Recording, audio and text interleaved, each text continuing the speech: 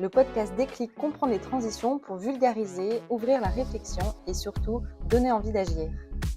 Bienvenue dans Déclic, comprendre les transitions, le podcast qui nous permet de nous immerger dans toutes les transitions managériales, humaines, environnementales et numériques des individus et des organisations. Aujourd'hui, c'est un nouvel épisode, donc une nouvelle invitée et on accueille sur Déclic Nora Pourchet. Bonjour Nora. Bonjour Chloé.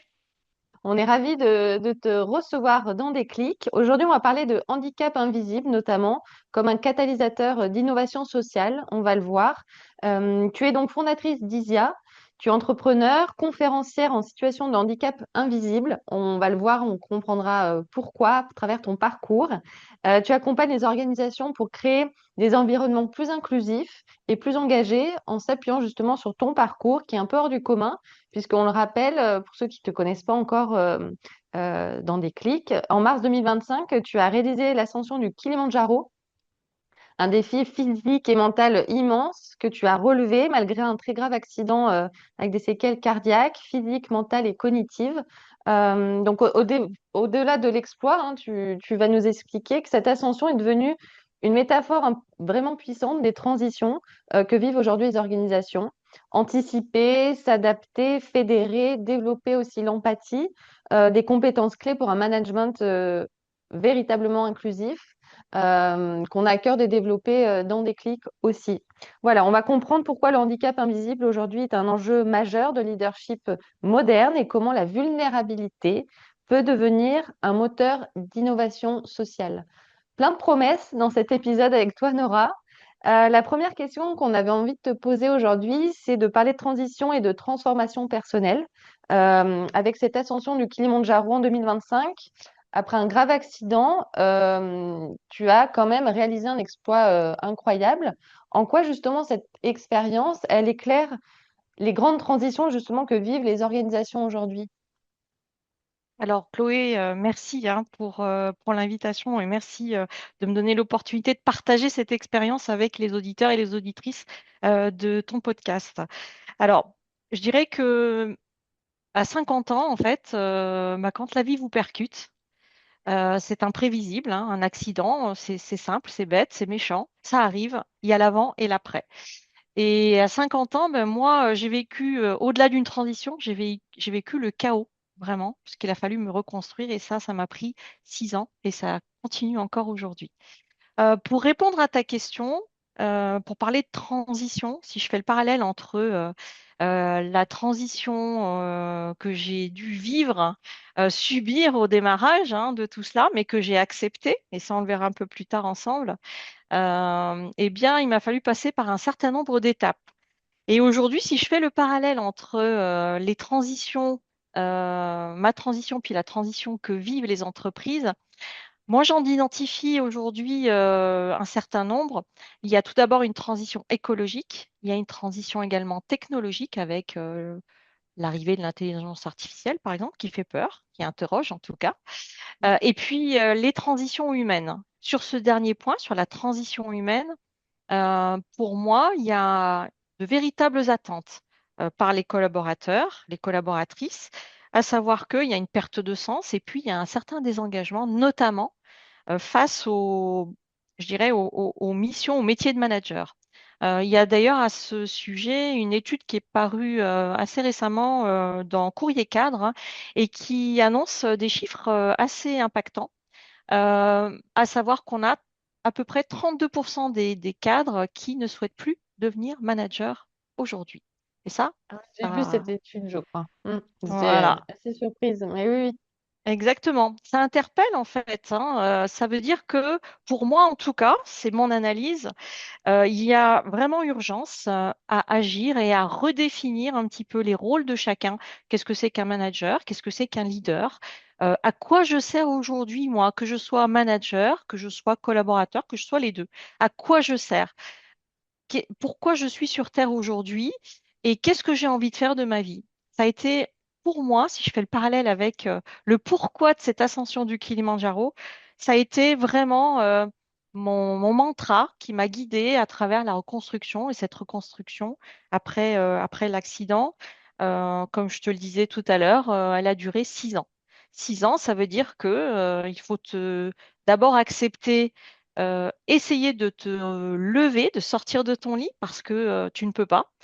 Accepter aussi la nouvelle image de soi. Et ça, c'est très compliqué parce qu'on passe d'un métier de conférencière, d'auteur, de responsable projet à voilà, quelqu'un qui est allongé dans son lit, qui n'arrive plus à respirer correctement, qui n'arrive plus à parler, qui n'arrive plus à penser et qui n'arrive plus à faire une addition toute simple ou à écrire un mot tout simple comme le mot tomate. Ça, c'est une anecdote que je cite aussi souvent dans ma conférence parce que voilà, c'est la vie de tous les jours, hein. Quand on fait une liste de courses, écrire le mot tomate, imaginez-vous, vous n'arrivez plus à l'écrire, votre main se crispe et vous n'écrivez que les 3 lettres suivantes, T-O-T.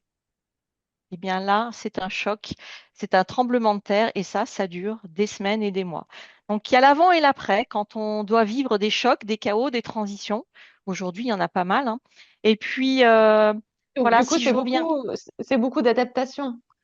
C'est c'est de de passer d'une l'adaptabilité. situation à une autre et donc s'adapter à une nouvelle situation que vivent aussi du coup les entreprises. C'est en ça que c'est intéressant aussi ton parcours, ouais. Exactement. Moi, je dirais voilà, l'entreprise, elle a plusieurs sommets à franchir. C'est une ascension du quotidien, un petit peu ce que j'ai fait avec cette ascension du Kilimandjaro. Et j'ai identifié 2 clés principales dans ce qui m'a porté et ce qui m'a permis de réussir cette ascension du Kilimandjaro. Donc, c'est 5 895 mètres. Je le rappelle parce que au-delà de 3 600 mètres d'altitude, la plupart des gens abandonnent. On a à peu près, sur cette ascension du Kilimandjaro, on a à peu près 30 à 40% d'abandon à cause notamment du mal de l'altitude, de la fatigue, et en fonction des conditions climatiques dans lesquelles on a commencé et on termine l'ascension, bah, ça peut aussi impacter encore plus voilà, le résultat de cette ascension-là. Donc je dirais que pour moi, il y a 2 clés à retenir pour réussir ces ascensions, pour une organisation, pour une entreprise, ou quand on se lance un défi personnel ou professionnel, ou les deux. Je dirais que la première clé, c'est de comprendre ce que c'est que la résilience, parce que quand on parle de handicap, de survenance du handicap, de la maladie, etc., on parle souvent de résilience. Alors la résilience, c'est un mot un peu galvaudé, Mm. que j'ai eu du mal à apprivoiser, un petit peu comme le Petit Prince de Saint-Exupéry, hein, vraiment. J'ai eu beaucoup de mal à apprivoiser ce terme-là. La résilience, en fait, c'est tous les jours, c'est tout le temps. Si je fais le parallèle avec l'ascension du Kilimandjaro, euh, bah, c'est la résilience, c'est bah, accepter de gravir une montagne chaque matin et accepter de la redescendre chaque soir. Et ça, que vous le vouliez ou non. Pour moi, c'est Mm. ça la résilience. C'est ce que j'ai appris en tout cas de cette ascension du Kilimandjaro et on pourrait l'appliquer tout à fait aux organisations. Et puis, la deuxième La clé, deuxième clé. ça va être la granularité de l'effort qu'on va apporter euh, dans ces transitions que vivent les organisations ou dans les défis personnels que je vais me lancer. La granularité de l'effort, c'est par exemple bah, au Kilimandjaro, quand vous avancez, il y a cette expression tanzanienne que vous devez connaître, je pense, qui est pole pole. Souvent, on dit Hakuna Matata après, donc Mm. c'est une expression célèbre d'un dessin animé de Disney. Moi, j'ai appris à utiliser cette expression polé polé, puis c'est un mantra que j'utilise quand je constate que je commence à aller un peu trop vite et je commence un petit peu à, entre guillemets, griller mes cartouches. Donc, polé polé, c'est quelque part se recentrer sur l'instant présent et se dire aujourd'hui, voilà, mon objectif, c'est d'atteindre le sommet du Kilimandjaro. Mon objectif, c'est, par exemple, pour une organisation, bah, de m'adapter aux nouveaux usages de l'intelligence artificielle, etc. Eh bien, ce polé-polé, c'est quel rythme, quel rythme je vais choisir aujourd'hui, quel rythme quand je suis manager, je suis leader, je suis dirigeant, quel rythme je vais choisir pour que mon équipe ne s'épuise pas, pour que mon Ouais. équipe, quand elle arrive à 3600 mètres d'altitude et au-delà, elle puisse retrouver son souffle. Voilà, je fais un parallèle avec l'ascension du Kilimandjaro, mais pour moi, c'est ça. prendre step by step, étape par étape. Et c'est vrai qu'un manager, on va parler de leadership ensuite, mais il donne le tempo, le rythme. Il y a des moments, effectivement, où il faut accélérer parce que c'est le moment. Il y a une histoire de timing aussi. Et puis, à un moment donné, il faut aussi ralentir. Dans une masterclass qu'on a organisée, on en a parlé. La lenteur comme tremplin de performance aussi, ça nous permet d'être Mhm, durable dans le temps. mhm. Justement, parlant de leadership et de handicap invisible, on parle de plus en plus d'inclusion, mais le handicap invisible, lui, il reste encore mal compris. Pourquoi, d'après toi, et surtout, comment les transformer en levier d'engagement collectif, surtout? Alors ça, c'est une vaste question. Mm. Le handicap invisible, hein, pour donner un petit peu le cadre, c'est 80% des handicaps. 80% des handicaps aujourd'hui sont invisibles. Quand on parle de handicap invisible, on peut par exemple parler de troubles cognitifs, on peut parler par exemple de troubles psychiques, on peut parler de dépression. Ça, ce sont des handicaps invisibles avec des conséquences au quotidien sur notre vie personnelle et professionnelle. Voilà, donc Mm. ça c'est voilà, pour situer le cadre. Je dirais que pour moi, le handicap invisible, ça nous confronte à nos croyances limitantes. Et les croyances limitantes, on en a tous et toutes, hein.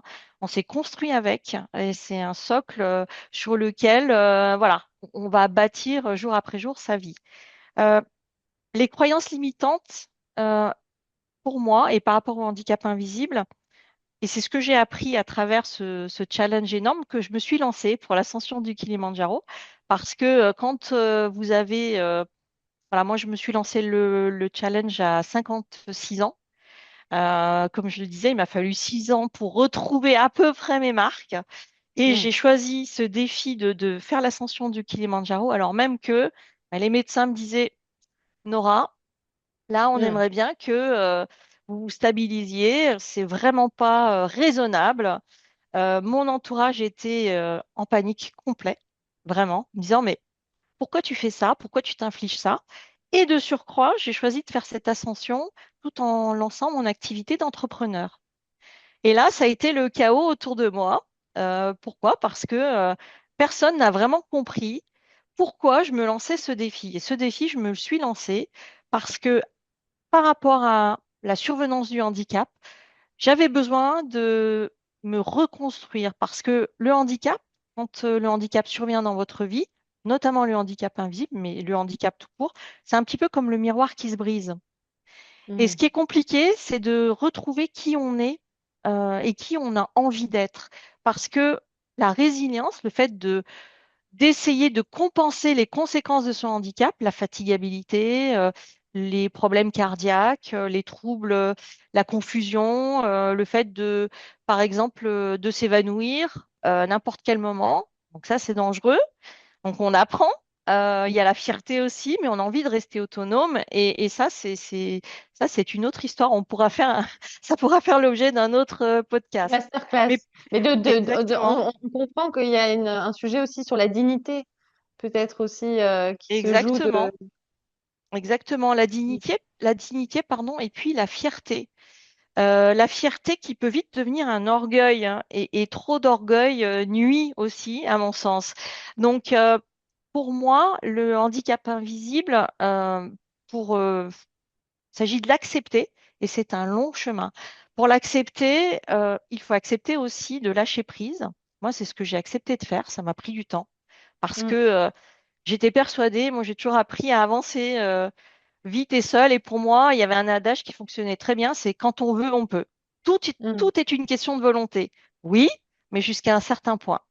Et à un moment donné, pour moi, la véritable épreuve, c'est le véritable sommet, c'est d'accepter d'être aidé et d'accepter de se dire, OK, là, j'ai besoin qu'on m'éclaire, j'ai besoin d'un appui. Et c'est ce que j'ai appris.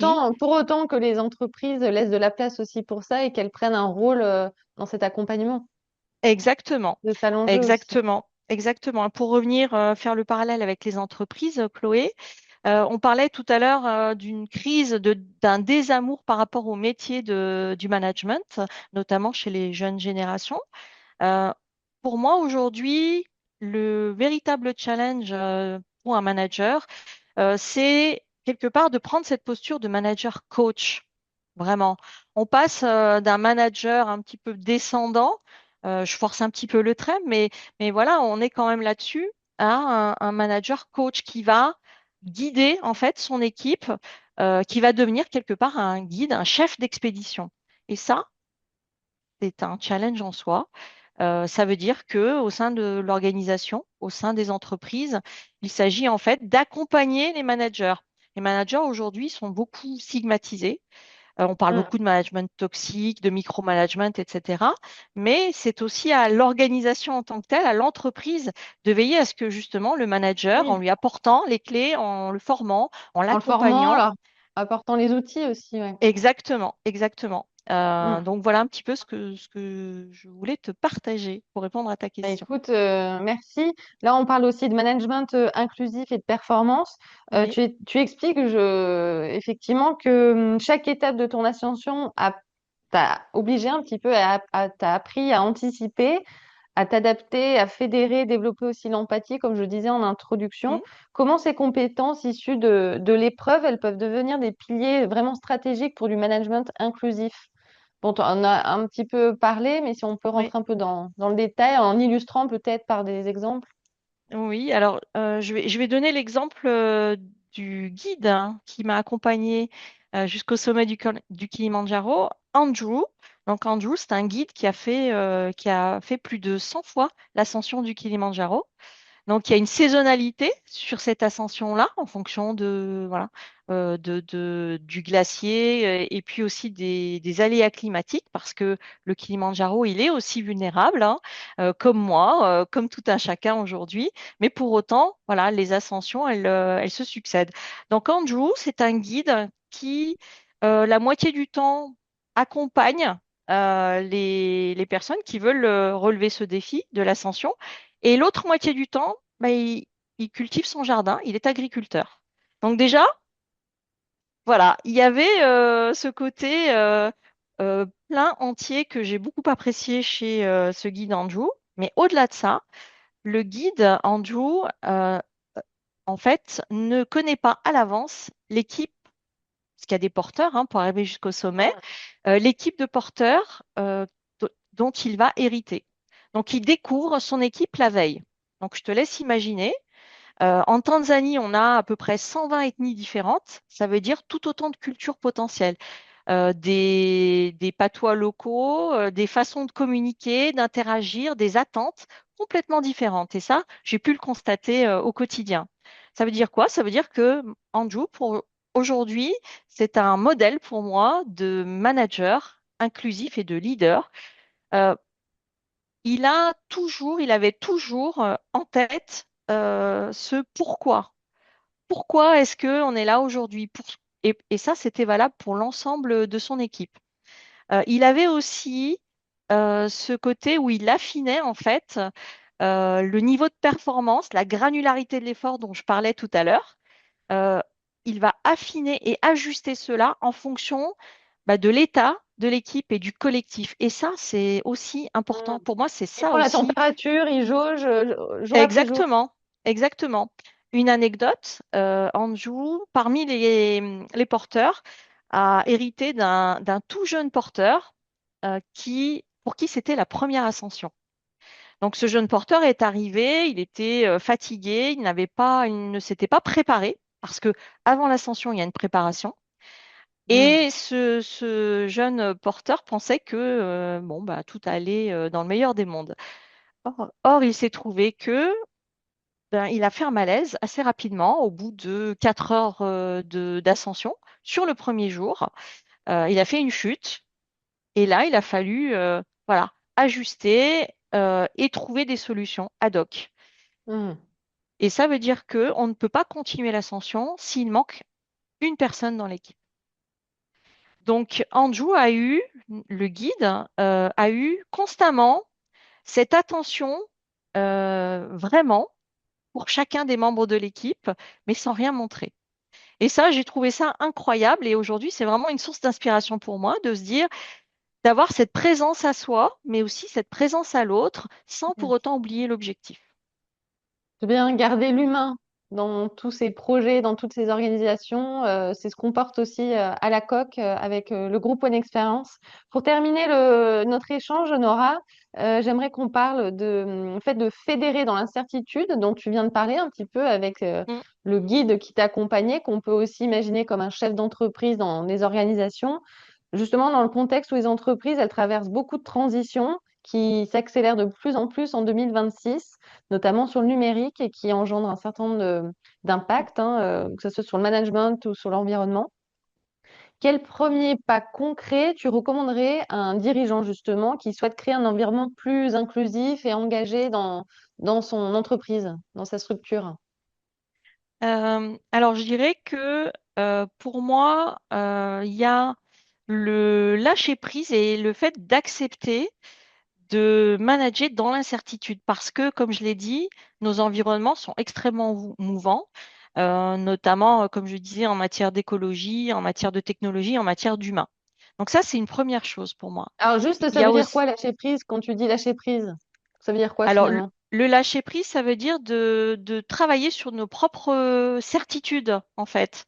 D'avoir des certitudes, de se dire, bah, aujourd'hui, par exemple, bon, je prends l'exemple de l'intelligence artificielle, de l'adoption de l'intelligence artificielle. Énormément d'entreprises aujourd'hui l'ont adoptée. Euh, et l'idée, c'est de se dire, ben, plutôt que de dire c'est une contrainte, eh bien, pour moi, c'est de dire, bon, l'intelligence artificielle, aujourd'hui, elle est là. Ben, on en Mm. a tout autour de nous et elle est là depuis un certain nombre d'années. Donc, plutôt que d'en faire une contrainte, de se dire aujourd'hui, elle est là. Je vois aujourd'hui comment je vais avancer avec cette intelligence artificielle, cette adoption, et puis comment est-ce que je vais l'accompagner et je vais faire en sorte que ben, pour tous mes collectifs, toutes mes équipes, ça se passe le mieux possible. Donc, pour moi, c'est Ah ce oui, lâcher prise, il est ne là. pas être dans la résistance. Exactement, et travailler un petit peu sur ces certitudes dont je parlais au début de Mm. notre échange, Chloé. Et ces certitudes, on en a besoin à un moment donné, parce qu'un leader, un manager, un dirigeant, on va lui dire, mais donne-nous le cap. On a Oui, besoin de savoir où est-ce exact. qu'on va. Et on a besoin de certitudes. Mais aujourd'hui, je pense que pour cette agilité dont on parle souvent, il y a aussi cette notion fondamentale d'accepter de piloter dans l'incertitude. Et pour moi, il y a aussi une clé qui est très importante, c'est celle de la confiance. Parce que avant toute action par rapport au... On parle beaucoup d'inclusion, de vulnérabilité, etc. Mais pour que les collectifs, pour que les collaborateurs se sentent bien, euh, pour moi, il est indispensable d'instaurer un vrai climat de confiance. Mm. Et ça prend du temps. Le lâcher prise et la confiance, c'est comme ça que tu recommanderais de transiter pour les chefs d'entreprise et les managers qui nous écoutent aujourd'hui dans Déclic. Et merci infiniment, Nora, pour ces partages, ces retours d'expérience, sur ton regard aussi de nos organisations aujourd'hui. Merci beaucoup. À travers ton parcours, on rappelle que l'inclusion est un changement profond de regard et qu'à travers cette ascension du Kilimandjaro, tu nous enseignes que les grandes transformations, qu'elles soient personnelles ou organisationnelles, passent aussi par l'acceptation de nos fragilités, l'écoute des singularités aussi et la capacité à avancer ensemble à des rythmes parfois différents. Merci beaucoup, Nora, et à très bientôt sur Déclic.